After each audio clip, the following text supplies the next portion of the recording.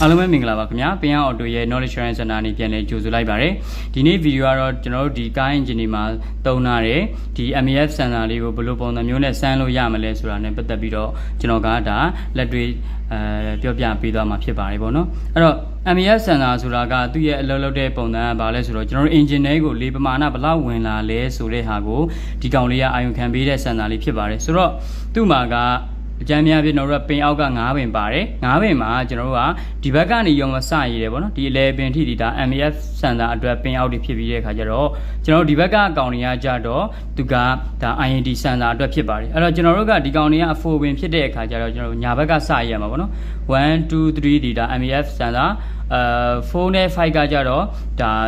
IND sensor ပေါ့နော် IND sensor ဆိုတာက engine တွေကိုဝင်လာတဲ့လေရဲ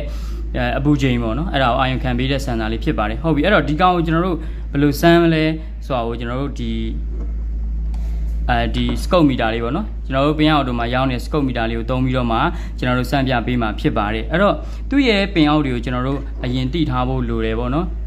်အဲ့တော့ဒီ number 1ကကျတော့သူက black B ဖြစ်ပါတယ် black B လို့ပြောချင်တာဒီကောင်က EFI ကိုလေးရနေပြီးတော့မှလာတဲ့ကောင်ဖြစ်ပါတယ်ဗောနော်ဒီကောင်ကိုသူကတွဲဖို့တွေပေးရမယ်ဒီကောင်ကကျတော့သူက E2 ပါ ground ဗောနော်သူကဒီအလဲပင်ကကျတော့ဒီမှာကျွန်တော်တို့ဒီချွေအောင်လေးကွတ်ထားတာကိုဒါတွေ့ရလိမ့်မယ်ဗောနော်အဲ့ကောင်လေးကကျတော့ဗာလဲဆိုတော့သူက signal ပင် VG ဗောနော်အဲ့ကောင်အဲ့ဒီဟာလေးကိုကျွန်တော်တို့မှန်အောင်တော့ထိုးပေးရမယ်ဗောနော်โอเคအဲ့တော့ကျွန်တော်တို့ဒါလေးကိုချိတ်ဆက်ပြီးတော့မှပြောပြပေးပါမယ်โอเคအဲ့တော့ကျွန်တော်တို့ဒီပထီနဲ့ချိတ်ဆက်ပြီးတော့ center for အတွက်ကျွန်တော်တို့ဒီမှာဒီပထီရဲ့အပေါင်းနော်ပထီရဲ့အပေါင်းကိုကျွန်တော်ဒီကောင်ရဲ့ပလက်ဘီကိုရှိတ်ပေးလိုက်ပါမယ်ဒီနေရာမှာတခုပြောချင်တာကဒီကောင်ကကျွန်တော်တို့လက်တွေ့ထဲမှာတော့တိတ်တော့စမ်းသက်လို့ကောင်းတဲ့အရာတော့မဟုတ်ဘူးเนาะကျွန်တော်တို့ပင်ရောက်တွေမှားထုတ်မိသွားရင်ဒီကောင်ကဒါလစ်သွားနိုင်ပါတယ်ဗောနော်အဓိကကတော့ကျွန်တော်တို့ကောင်းမကောင်းကကြတော့ဒါdata string ကြည့်ပြီးတော့လောက်ကမှာဗောနော်ကဲတော့ဒီကောင်ကကျတော့ဒါ signal ပင်ဖြစ်သွားပြီပေါ့နော်အဲ့ဒီဘက်ကအပေါင်းပင်ဒီဘက်က signal ပင်အဲ့တော့ signal ပင်ရဲ့ signal ပင်ကိုကျွန်တော်တို့ကဗာနဲ့ရှိတ်ဆက်ရမှာလဲဆိုတော့ဒီ scope meter ရဲ့ scope meter နဲ့ရှိတ်ဆက်ရမှာပေါ့နော်အဲ့တော့သူ့စီကနေပြီးတော့မှထွက်လာမယ်ဘိုးတွေကကြတော့သူက DC ဘိုးလေးဆိုတော့ကျွန်တော်တို့ DC ကိုရှိန်လိုက်မယ်ပြီးရင်ဒီ line လေးပဲထားလိုက်မယ်ပေါ့နော်သူက okay လောက်ဆိုတော့ကျွန်တော်ဆန်းလို့ရပြီ okay အဲ့တော့ဒီမှာကျွန်တော်တို့ဒီ scope meter ရဲ့ဒီအနီးပင်ပေါ့နော်အနီးပင်ကိုကျွန်တော်တို့ဒီကောင်နဲ့ရှိတ်လိုက်မယ်ပေါ့နော်သူရဲ့ signal ပင် VG နဲ့ရှိတ်လိုက်မယ် okay အဲ့ဒါပြီးလို့ရှိရင်ကျွန်တော်တို့ဒီ scope meter ရဲ့ ground ပင်ပေါ့နော် ground ပင်ကကြောကျွန်တော်တို့ battery ရဲ့ ground နဲ့ရှိတ်ထားလိုက်မယ် okay ဒါဆိုရင်ရပြီပေါ့ဒီလိုပုံစံမျိုးဖြစ်သွားပြီပေါ့နော် okay အဲ့တော့ကျွန်တော်တို့ဒီကောင်ကိုသူ့စရာနေပြီးတော့မှဘော်တွေထွက်မထွက်ကြည့်လိုက်မယ်အဲ့တော့ကျွန်တော်တို့ဒီကောင်ကဘယ်လိုပုံစံမျိုးစမ်းရတာလဲဆိုတဲ့အခါကျတော့သူကဒီကောင်ကိုလေမှုတ်လိုက်မယ်ဆိုလို့ရှိရင်ဒီကနေပြီးတော့သူကဒါဘိုးတွေလေးပြန်ပြီးတော့မှထွက်လာမှာပေါ့နော်အဲ့တော့ကျွန်တော်တို့တစ်ချက်လေမှုတ်ပြပါမယ်ဒါကကျိုးတွေ loose ဖြစ်နေလို့ထွက်နေတဲ့ wave form မှာโอเคအဲ့တော့ကျွန်တော်တို့ဒီကောင်ကိုလေမှုတ်လိုက်မယ်ဆိုရင်သူ့ရဲ့ဒီ wave form တက်သွားမှာပေါ့နော်အဲ့တော့ကျွန်တော်တို့ဒီကောင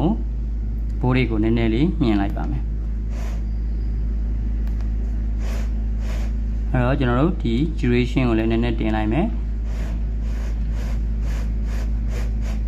ဒီလိုမျိုးလေးတွေ့ရမှာပေါ့နော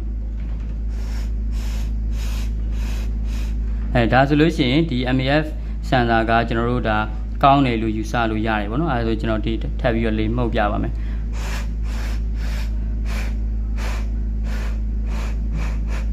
အဲ့လိုမျိုးတော့ဒါဆန်းလို့ရတယ်ဗောနော်အဲ့တော့ဒါကတော့ကျွန်တော်တို့ knowledge sharing လုပ်လို့ဒါသုံးပြတာဗောနော်တကယ်တမ်းတော့ကျွန်တော်တို့ဒီworkshop မှာတော့ဒီလိုပုံစံမျိုးနဲ့သွားဆန်းမယ်ဆိုလို့ရှိရင်တော့ဒါကျွန်တော်တို့ဒီပင်အောက်တွေမှားထိုးမိတဲ့အခါမျိုးတွေမှာဆိုရင်တော့ဒီ sensor လေးကဒါလောင်သွားနိုင်ပါတယ်ဗောနော်အဲ့ဒါလေးတော့ကျွန်တော်တို့သတိထားရမယ်အဲ့တော့ဒီပင်အောက်တွေလည်းမှန်အောင်ထိုးရမယ်ပေါ့နော်ဒါတိုတာပင်အောက်တွေကတော့ line ပေါ်မှာအလွယ်တကူရှာလို့ရပါတယ်သူရဲ့ပင်အောက်ကိုလည်းကျွန်တော်ဒါဒီ video ရဲ့ comment box မှာတစ်ချက်ချပေးပါမယ်အဲ့တော့scope meter မရှိဘူးဆိုလို့ရှိရင်တော့ဗာနဲ့စမ်းလို့ရလဲဆိုတော့ဒီထဲက VG ပင်ပေါ့နော် VG ပင်ကိုကျွန်တော်တို့ဒါမီတာနဲ့ထောက်ပြီးတဲ့ခါကျတော့ဒီကနေလေမှုတ်ကြည့်လိုက်ပေါ့နော်လေမှုတ်ကြည့်လိုက်မယ်ဆိုလို့ရှိရင်သူဒီကနေပြီးတော့ဒီ wave form ဖြစ်ဖြစ်တာမှရှင်ဘိုးတွေလေးတွေရှိန်သွားရမယ်ပေါ့အဲ့လိုရှိန်သွားတယ်ဆိုလို့ရှိရင်ဒီ sensor ကကောင်းတယ်ပေါ့အဲ့တော့ကျွန်တော်တို့ဒီ sensor တွေလဲတဲ့ခါမှာလဲဒါကတော့ကျွန်တော်အတွေ့အကြုံပေါ့နော် sensor တွေလဲတော့မယ်ဆိုလို့ရှိရင်ကျွန်တော်တို့က ဒီရဲ့ကုတ်နံပါတ်တွေကိုလည်းကြည့်ဖို့လိုတယ်တခါလေကြားလို့ရှိရင်သူကကုတ်နံပါတ်တွေမတူဘူးဆိုလို့ရှိရင်လည်းဒီ sensor တွေကဒါကောင်းကောင်းအလုံးမလုပ်တာမျိုးတွေလည်းကြုံရတတ်ပါတယ်ပေါ့နော်အဲ့တော့ဒီ scope meter လေးတွေဝယ်ထားတဲ့ဆရာသမားတွေတစ်ချက်စမ်းစေချင်တယ်ပေါ့နော်ဒါဆိုရင် scope meter ပို့ပြီးတော့မှတုံးတက်လာလိမ့်မယ်လို့ကျွန်တော်မျှော်လင့်မိတယ်။ Okay နားမလည်တာရှိတယ်ဆိုလို့ရှိရင် comment box ကနေပြီးတော့မှမေးထားလို့ရပါတယ်။ဒီရဲ့ပင်အောက်လေးကိုကျွန်တော်ဒါဒီ comment box မှာရှာပေးထားလိုက်ပါမယ်။အားလုံးပဲစိတ်ချမ်းသာခြင်းကိုယ်ကြီးကျန်းမာခြင်းများနဲ့ပြည့်စုံကြပါစေ။အားလုံးကိုကျေးဇူးတင်ပါတယ်ခင်ဗျာ။